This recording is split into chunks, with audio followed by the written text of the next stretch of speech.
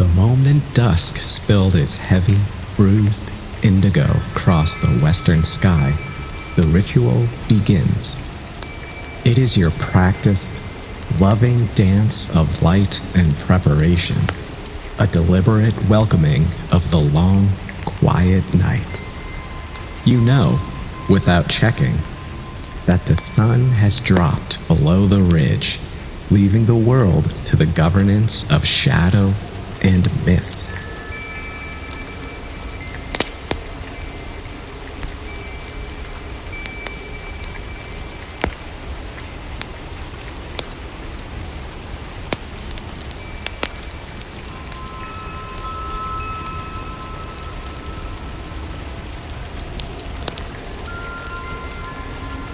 Outside the window of the tiny stone cottage, the soft, persistent rain has been falling since mid-afternoon.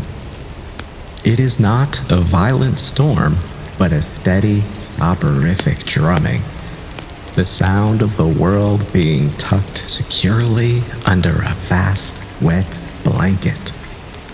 The woods surrounding your dwelling, ancient and dense with pine and damp earth, dissolve into a featureless gray mist, leaving your cottage isolated in a perfect bubble of warmth. You can hear the distant, continuous murmur of the creek, now swollen and rushing over its moss-slick stones, a sound that is both wild and reassuring.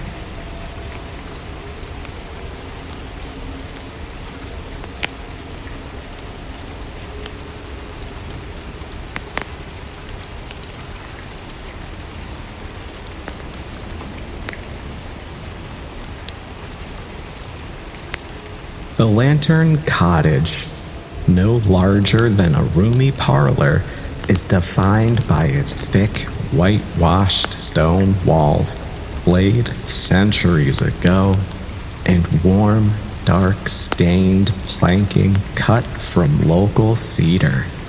The walls are thick, insulating the interior from both the temperature and the frenetic noise of the external world. Every corner seems designed for contemplative quiet, bearing the patina of slow, careful use.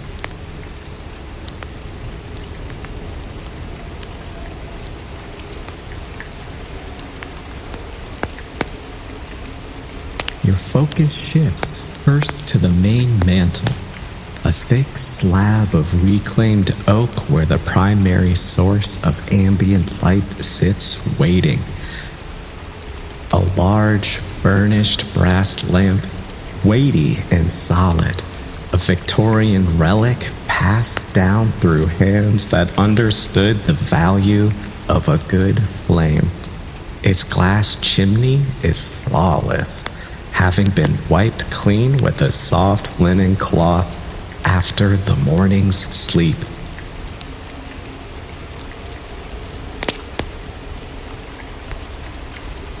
You retrieve the tools, the small, tapered copper can of oil, and the specialized bronze trimmer. The oil, clean burning kerosene refined for minimal odor, is poured into the reservoir. The glug-glug sound is satisfyingly full. Then, the careful, detailed work of the wick. You trim it with a tiny, satisfying clip, an operation that requires precision and respect, ensuring that the cotton is level and without any stray char.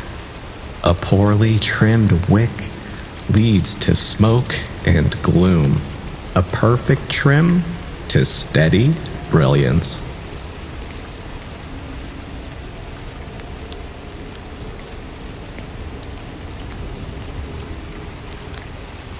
With the preparations complete, the fire making comes next. The matches are stored in a heavy pewter box, nestled beside a piece of flint. The scratch against the stone hearth is sharp, sulphurous, and brief, holding the tiny, momentary blaze to the wick. The cotton catches, transforming the small spark into a living, upright flame that dances in the confined space before being caged by the glass chimney.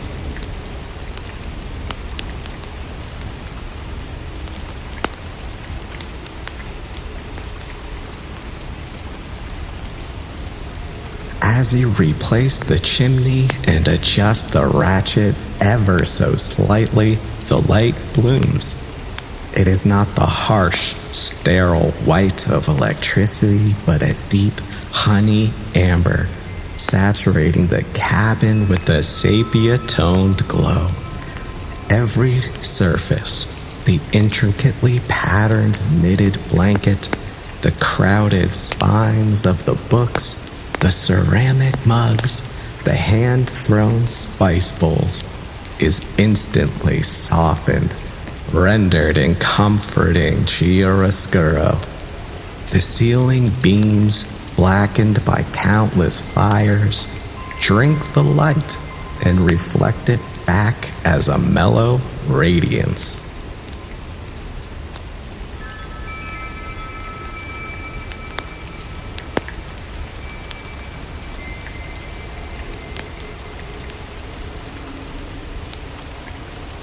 With the main light established, your attention turns to the supplemental lanterns.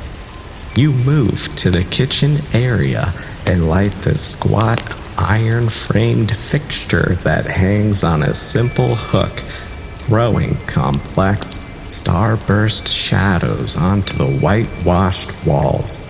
This light is purely utilitarian, positioned to illuminate the cutting board and the sink.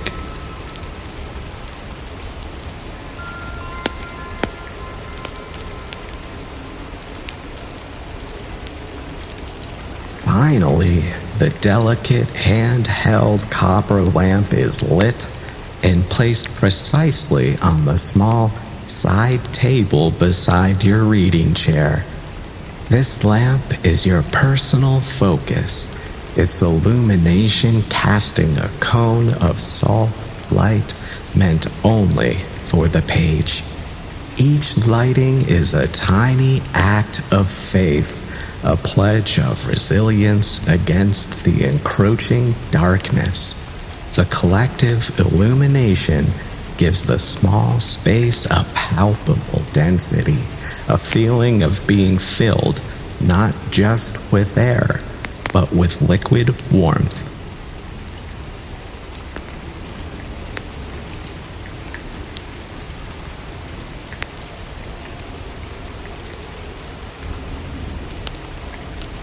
The next step is the tea.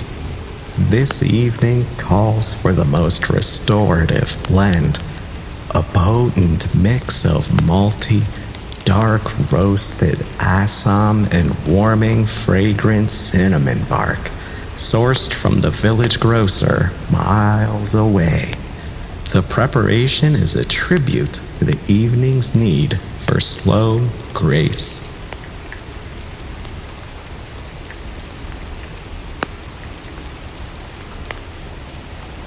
At the sink, you draw water from the brass pump, a simple, heavy mechanism that demands physical effort. The metallic squeak of the handle is followed by the rhythmic splash as the cold, clear well water fills the heavy-bottomed, matte black kettle. The sound is an essential part of the domestic symphony, a counterpoint to the endless rain. You place the kettle carefully on the stovetop, the old wood-burning stove, which provides both heat and a cooking surface. The residual warmth from the day helps the water begin its journey quickly.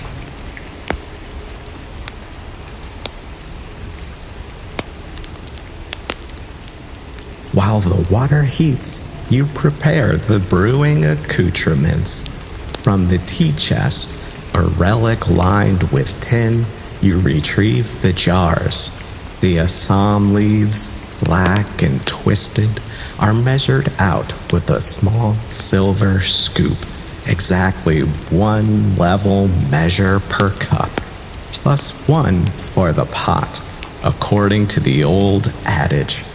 The cinnamon bark is broken gently into small slivers, the spice releasing a sharp, comforting aroma that immediately cuts through the earthiness of the cedar-scented air. Everything is placed into a deep porcelain infuser, a piece inherited from a grandmother, its crackled glaze showing a fine network of age.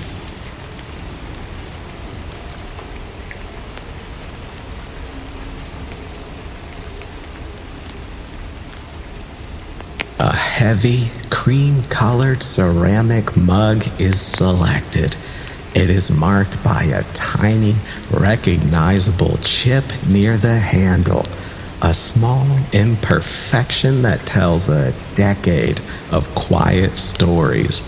It is your mug, irreplaceable.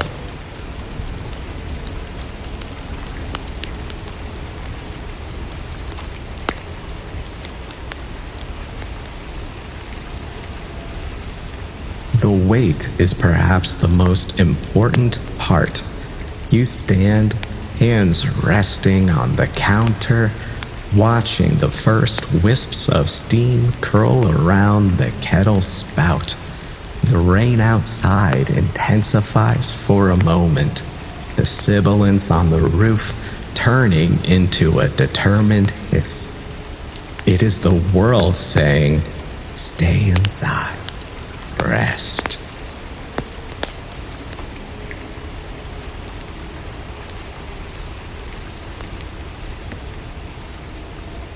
Soon comes the kettle's signal, not a shriek, but a confident, gentle whistle, low and melodic, like a bird settling into a nest.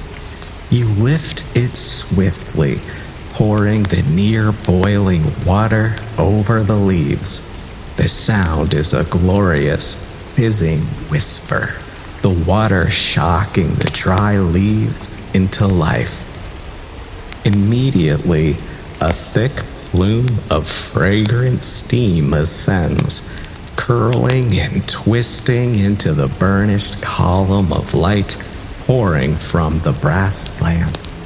It is a momentary living sculpture, a transient column of mist that smells of distant fields and deep comfort.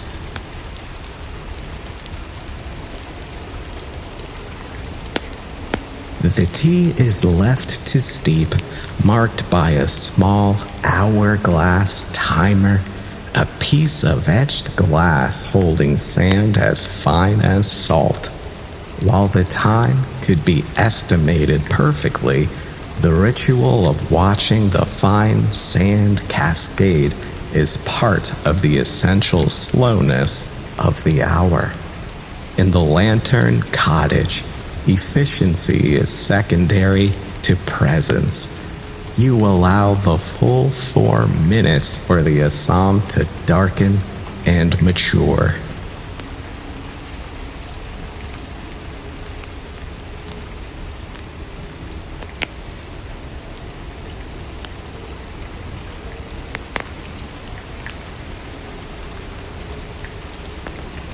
While the timer runs, you attend to the final domestic necessities.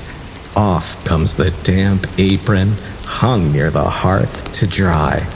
On go the thickest wool socks, hand-knitted from undyed sheep's fleece, and a voluminous charcoal gray cardigan that smells faintly of clean wood smoke. The soft, familiar weight settles around you like an embrace.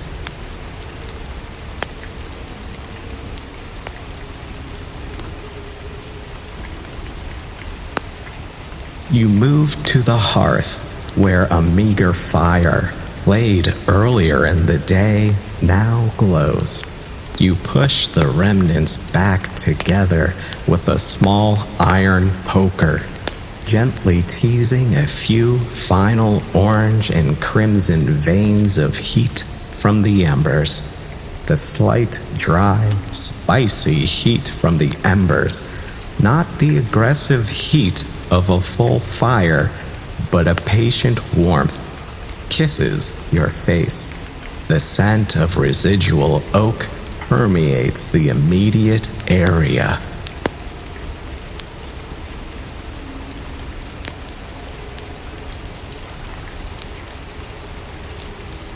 When the last grain of sand drops, the tea is ready.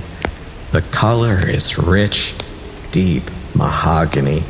You retrieve the mug, add a spoonful of local honey, sweetened by the bees that forage the heather and thyme just beyond the creek, and begin stirring. The faint clink of the spoon against the ceramic resonates sweetly in the stillness.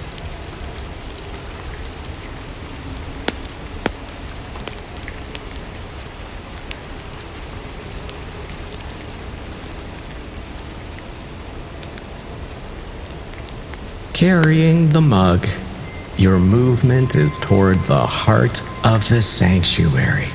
The oversized, deep-cushioned armchair tucked into a recessed nook beside the hearth. You settle in, the chair molded perfectly to your shape. You draw the heavy, moss-green woolen blanket, a family heirloom of incredible heft, up to your chin. This is the moment of deep détente, the point where the tensions of the day finally release their hold, and the world outside becomes irrelevant.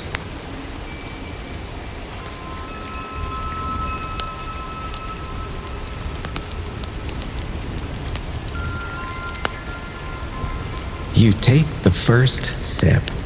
It is an anchoring experience. The intense heat spreads instantly, chasing the last vestiges of chill from your bones. The malt and spice cut satisfyingly through the rich, buttery sweetness of the honey. You hold the mug with both hands, the heat seeping through the ceramic and into your palms.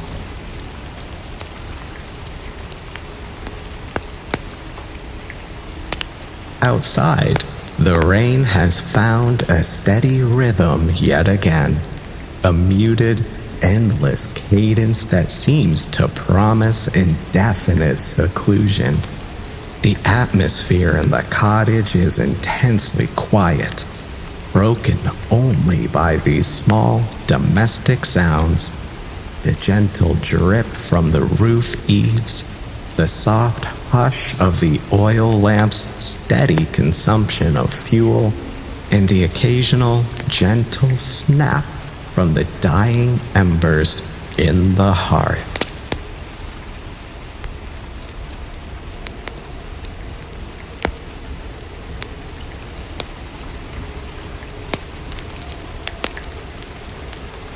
You pick up a leather-bound journal.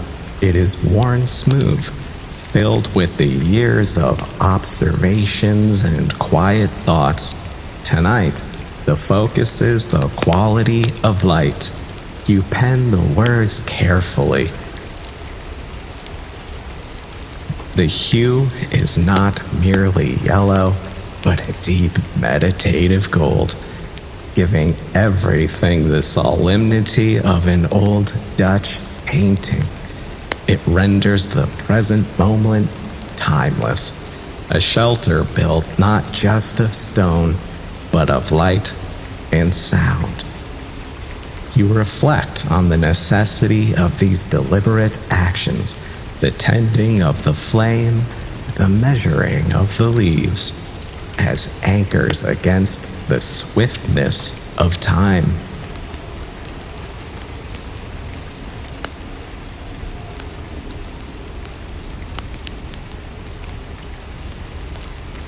The silence is so profound that when the copper lantern gives a minuscule ping as the metal expands in the heat, it feels like an event.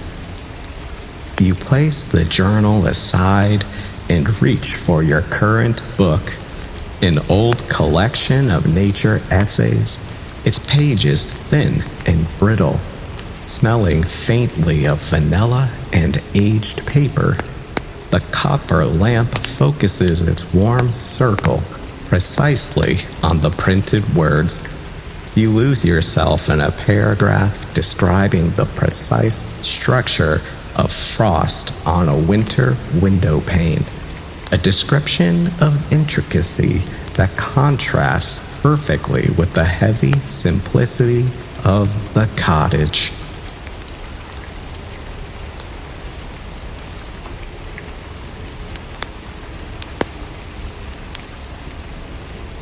You finish the tea. A low-frequency hum of contentment resonates in your chest. You rise only long enough to draw more water and prepare a second, slightly weaker infusion. The second cup is less about heat and stimulation and more about savoring the prolonged silence.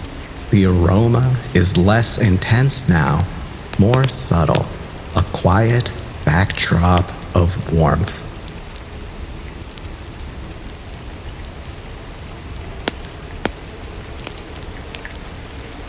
As the hour deepens, a sense of profound, protective stillness settles over the space.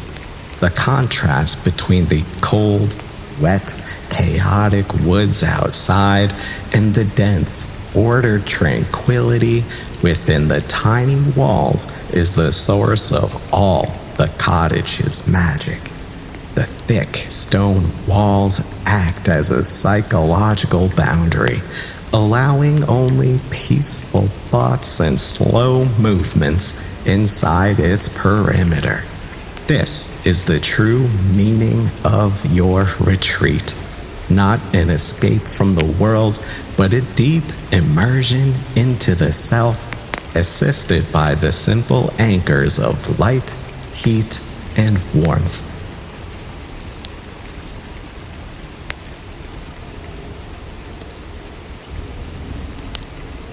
The small fire has now entirely collapsed into a bed of glowing, silver-dusted ash, which now emanates a steady, soft warmth without demanding attention.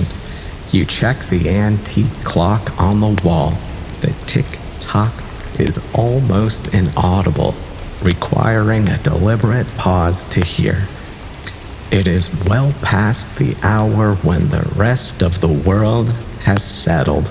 The rain is beginning to taper off, the drumming turning into an infrequent, hesitant splatter.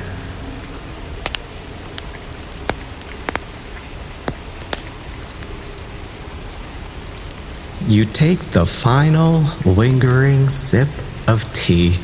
It is cool now, faintly tannic, and entirely satisfying.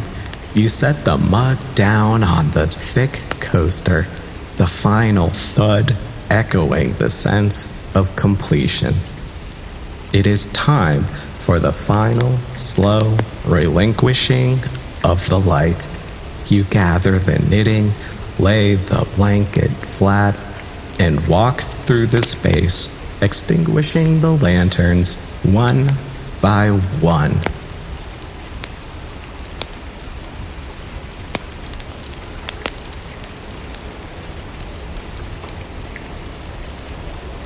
The iron lamp in the kitchen first.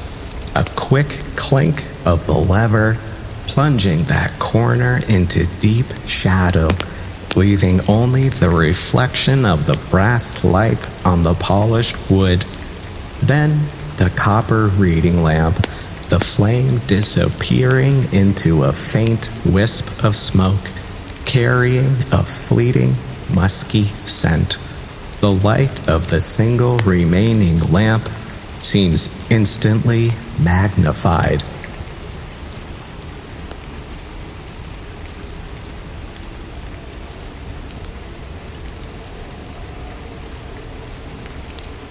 Finally, the main brass lamp on the mantel. You retrieve the snuffer, a delicate bell-shaped tool. You adjust the wick down slowly, meticulously, until the bright gold light reduces to a tiny, hesitant star, and then, with a final, gentle press, it vanishes.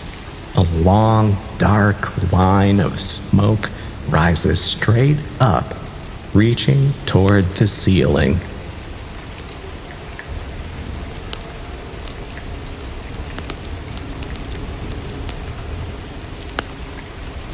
For a moment, the cottage is bathed only in the pale, lunar glow that manages to penetrate the now intermittent clouds. Then, you light a single short beeswax candle on the bedside table. Its smaller, quieter flame casts long, dancing shadows that reassure rather than frighten. It is the final, minimalist gesture of light before sleep.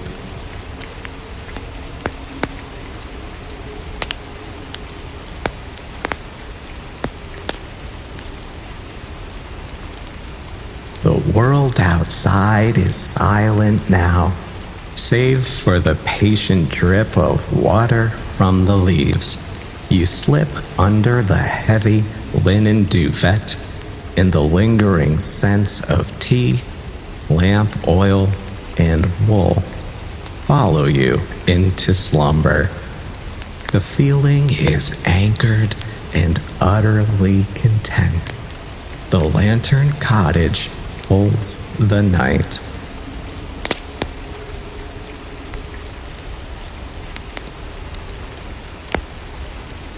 May your rest be deep, your dreams be sweet, and your return to the day be gentle, feeling profoundly refreshed, deeply relaxed, and utterly at peace.